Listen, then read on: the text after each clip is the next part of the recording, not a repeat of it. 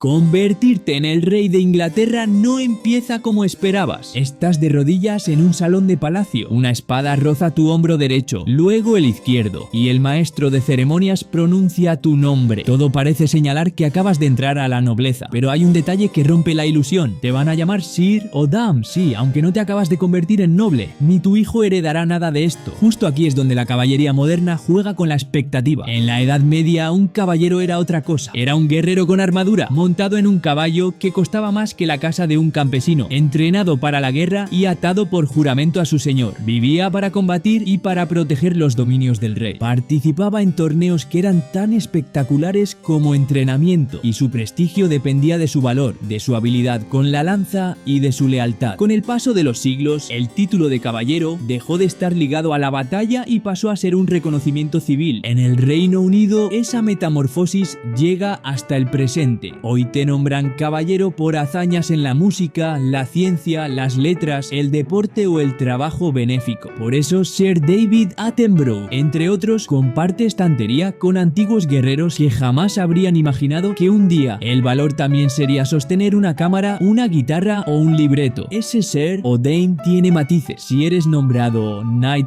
Bachelor, eres caballero sin pertenecer a ninguna orden. Es la forma más antigua, pero también puedes ser caballero dentro de una orden de caballería. Esta caballería se manifiesta de varias formas. La más antigua es el caballero simple, el caballero sin pertenecer a ninguna orden concreta. A su lado están las órdenes de caballería, con historias que salpican las paredes de capillas reales y los estandartes de castillos. La orden de la jarretera, fundada en el siglo XIV, es el honor caballeresco más alto del Reino Unido. La ceremonia conserva el corazón medieval. Suele celebrarse en palacios reales. Hay un protocolo preciso. El propio monarca o un miembro senior de la familia real toca levemente tus hombros con una espada ceremonial y te entrega insignias que vas a usar en ocasiones formales. No hay trono nuevo ni tierras anexas. Lo que recibes es un reconocimiento público que une siglos de símbolos con la idea moderna de servicio, y tu prefijo de Sir, que te acompañará el resto de tu vida, pero se acaba contigo. Tus hijos no podrán heredar tu estatus. Con este rango hay ciertos límites, y esos límites te preparan para lo que viene, porque en el siguiente peldaño el título ya no te pertenece solo a ti, te sigue tu apellido, tu linaje y a veces tus problemas. Pero cuando parece que el mapa está claro, surge un título que complica todo. También usa Sir, también impone un estatus que se nota en la tarjeta de visita. La diferencia es que este Sir sí pasa de padres a hijos, y su origen no solo fue honor, sino dinero y política. Aquí aparece una dignidad única en el mundo británico, una pieza hereditaria que no es nobleza titulada, pero está a un paso de ella. Es el barón. Durante la Edad Media, un barón era un vasallo directo del rey, con tierras, castillos y la obligación de aportar hombres a la guerra. No era el más poderoso. Por encima estaban condes y duques, pero estaba en la sala donde se decidían cosas vitales. En 1215, cuando la paciencia con Juan sin tierra se agotó, fueron los varones quienes lo obligaron a firmar la Carta Magna. No fue una revolución moderna ni una constitución como las de hoy, pero sí un primer freno documentado al poder real. Ningún hombre libre será arrestado, salvo por el juicio legal de sus pares. Ese tipo de frases nace con varones frustrados y un rey acorralado. Con el tiempo, la baronía cambió de piel. Al principio, ser varón podía venir por writ, una convocatoria del rey al parlamento que se volvía hereditaria si respondías y te sentabas. Más adelante, las cartas patentes empezaron a crear baronías de forma directa, y luego llegó un giro que transformó el paisaje para siempre. En el siglo XX, el Reino Unido empezó a crear pares de por vida. La ley de 1958 abrió las puertas a los life peers, la mayoría en el rango de varón, para sumar expertos, exministros, científicos, líderes sociales a la Cámara de los Lores sin heredar el asiento, título personal no transmisible. Y décadas después, en 1999, otra reforma sacudió la Cámara. Los pares hereditarios perdieron el derecho automático a sentarse, quedando solo una pequeña representación elegida entre ellos. El mensaje era claro: menos herencia, más nombramientos vitalicios. Socialmente, un varón es lord y una baronesa es lady. En heráldica, sus coronas de rango usan perlas estilizadas, pequeñas pistas visuales de su lugar en el escalafón. En Escocia, además, existió la baronía feudal, una dignidad pegada a la tierra, que sobrevivió como título de cortesía incluso cuando el sistema feudal se apagó. Hoy, cuando escuchas Baronesa Thatcher o Lord Sugar, estás oyendo el eco moderno de un rango que ha dejado de ser un ejército privado para convertirse en una herramienta política y ceremonial. Y sin embargo, todavía guarda el aroma del primer poder: tierra, consejo, guerra. El escalón siguiente de la nobleza prepara otra sorpresa histórica. El vizconde nació como un ayudante y terminó con estatus propio. Está por encima del barón, por debajo del conde, y su historia empezó con una tarea concreta. Este título no es definitivo, pero se usa mientras el parte del vizconde siga vivo. Era el ayudante del conde, el administrador que cubría territorio cuando el jefe estaba lejos, el representante que coordinaba justicia, impuestos y defensa en regiones extensas. A diferencia de muchos varones que podían concentrarse en señoríos más pequeños, los vizcondes acumularon responsabilidades más amplias. Actuaron como enlace entre el poder del conde y la red de señores y funcionarios locales. A medida que el Estado se consolidó y las estructuras feudales perdieron vigor, el oficio práctico se desvaneció. El título quedó como símbolo de precedencia, un escalón más en la gradación precisa de la nobleza británica. En el Reino Unido hay pocos vizcondados, lo que les da un aire especial. Se les trata como Lord o Lady, y a veces los hijos de nobles mayores usan un vizcondado como título de cortesía. En ceremonias oficiales, los vizcondes destacan por su corona con perlas y el manto propio de su rango, y así, escalón por escalón, se llega a uno de los títulos más antiguos y a la vez más peculiares en su forma de nombrarlo: el conde.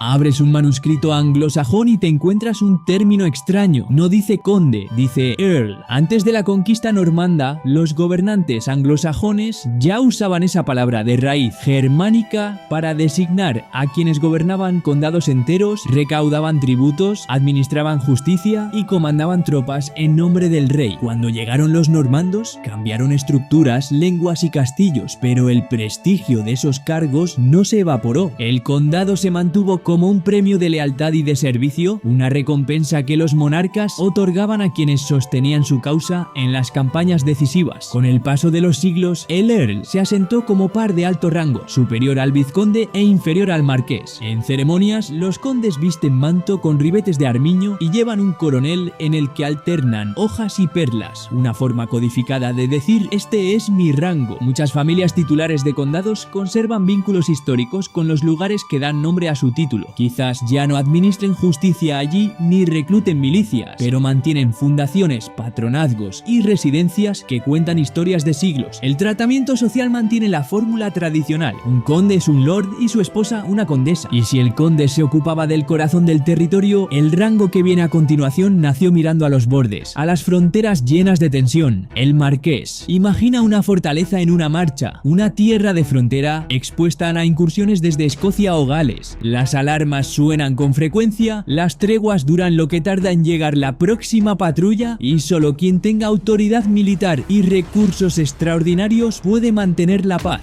Ahí encaja el marqués. Su nombre viene de esas marcas o marchés, esos límites peligrosos donde el mapa ardía. Históricamente, el marqués tenía más peso que el conde, porque defendía una región que podía estallar sin aviso. Construía fortalezas, levantaba milicias, negociaba treguas locales. Era, en esencia, un guardián de frontera con carta blanca para sostener el borde del reino. Con el fin de las guerras fronterizas, el marqués dejó de ser un cargo militar y pasó a ser un símbolo de estatus, justo por debajo del duque. Su esposa es marquesa y su tratamiento social, lord. Su corona combina hojas y perlas y su manto de armiño lo distingue de rangos menores. Muchos marquesados estuvieron ligados a familias influyentes en la política imperial y aún conservan residencias y fundaciones. Lo curioso es que, aunque ya no vigila fronteras, sigue teniendo la memoria de guardián, y por encima de él solo queda un rango no real: el duque. En una procesión de estado, los duques se reconocen al instante: coronas con hojas de fresa, mantos imponentes y un rango que los coloca en la cima de la nobleza, justo debajo de la realeza. Su título viene del latín dux, líder, y en Inglaterra se reservó para los aliados más poderosos del soberano. El primer ducado, Cornualles, nació en el siglo XIV como patrimonio del heredero del trono, con tierras y rentas propias que aún hoy financian su labor y marcan su agenda. Durante siglos, los ducados fueron sinónimo de enormes posesiones, fortunas y una influencia influencia que iba de ejércitos a patronazgos culturales. Hoy siguen siendo el rango más alto fuera de la familia real. Algunos, como Edimburgo, Cornualles o Cambridge, están ligados a la dinastía, mientras que los no reales mantienen el tratamiento de su gracia, un eco elegante de tiempos pasados. La posición social y ceremonial se ha mantenido constante desde la Edad Media, aunque su papel político directo se haya reducido con las reformas. Hoy su influencia combina tradición, beneficencia, patronazgo cultural y la representación en actos cívicos, y mientras la nobleza llega a su cima, por encima de los pares habita otro mundo, el de la familia real. Allí, los títulos nacen de la sangre, del decreto soberano y de la línea de sucesión. Empecemos por los príncipes. En 1969, un joven de 20 años se arrodilló en un castillo medieval, ante una multitud que gritaba en galés, inglés y en todos los idiomas del mundo. Ese día, Carlos fue investido príncipe de Gales. Pero detrás del espectáculo había algo mucho más complejo que un título simbólico. Ser príncipe no significa tener poder político, ni siquiera te convierte automáticamente en noble. No es una herencia simple, ni una recompensa directa. Es una mezcla de linaje, voluntad del monarca y una red de títulos que parecen sacados de un juego de estrategia. Un solo príncipe puede ser al mismo tiempo duque, conde y barón. ¿Por qué tantos títulos para una sola persona? Todo tiene una razón, y no es solo protocolo. Durante siglos, no todos los hijos del rey eran príncipes. El título estaba regulado por cartas patentes, documentos, que definían quién podía llamarse Alteza Real y quién no. Hoy parece automático, pero incluso ahora las reglas cambian según convenga a la imagen de la corona. Y lo curioso es esto, las excepciones suelen decir más que las reglas. Un príncipe es una figura visible, pero controlada. Participa en investiduras, eventos militares, proyectos culturales y campañas benéficas. A veces incluso sirve en las fuerzas armadas, pero su rol no es exactamente el de un líder, es el de un símbolo. Representa la continuidad, la herencia y el poder blando de una institución que se reinventa constantemente. Puede que tenga títulos nobiliarios, pero no responde a las normas de la nobleza. Su rango está por encima, porque lo que realmente importa no es ser lord o duque, es estar en la línea de sucesión, y solo hay un destino al final de esa línea: el trono, el rey, una abadía en silencio, una gota de aceite sagrado y una corona que por un instante no pertenece a nadie. Cada vez que se repite este ritual, como ha ocurrido por siglos en Westminster, no se está simplemente coronando a una persona, se está activando un código ancestral de poder, símbolo y legitimidad. Hubo un tiempo en que el rey lo decidía todo, declaraba guerras, elegía ministros, imponía impuestos. Era el poder absoluto, pero ese poder fue desangrándose en revoluciones, reformas y tratados. Hoy el monarca británico ya no gobierna, pero sigue reinando, y eso cambia todo, porque en la superficie su rol parece ceremonial, pero cada gesto, cada palabra está cargada de significado constitucional. Cuando inaugura el Parlamento, no está leyendo un simple discurso, está anunciando la hoja de ruta política de todo un país. Cuando aprueba una ley, aunque parezca un paso automático, sin esa firma, el proceso no se cierra. Incluso el nombramiento del primer ministro, por mucho que dependa de los votos, no se completa sin la intervención del rey. Y luego está el tablero internacional. En la diplomacia, el monarca es la cara fija de un país en constante cambio. Recibe presidentes, visita naciones aliadas, mantiene relaciones más duraderas que cualquier gobierno. No habla de política, pero todo lo que hace es política simbólica. También hay dos vínculos que revelan el peso invisible del cargo. Primero, el militar. Es jefe de las fuerzas armadas, no para liderar batallas, sino para presidir rituales que fortalecen la unidad. Segundo, el religioso. Es gobernador supremo de la Iglesia de Inglaterra, una conexión que nació del quiebre con Roma y que aún marca la relación entre fe y Estado. Nada de esto es improvisado. Cada jornada está milimétricamente diseñada. Audiencias privadas con el primer ministro, visitas a hospitales, inauguraciones, misiones humanitarias, desfiles y recordatorios históricos. A veces parece solo protocolo, hasta que una tragedia nacional convierte su presencia en consuelo. Y ahí el símbolo cobra sentido. Te queda una imagen final. Vuelves a ese salón de palacio, al espaldarazo. Te tocan los hombros, te levantas. No eres noble, pero llevas siglos de historia en dos sílabas: Sir o Dam. No heredas ese peso, lo mereces y lo cuidas mientras lo llevas. Y sin que nadie lo diga, ese pequeño gesto hace de bisagra entre dos mundos. Porque aunque hoy agradece a un científico, a una escritora o a un atleta por haber hecho algo extraordinario, todo comenzó con caballos y armaduras. Y suena simple, pero convertirse en uno era casi una tortura disfrazada de honor. Si quieres ver cómo comienza la vida de los honorables caballeros, mira este vídeo.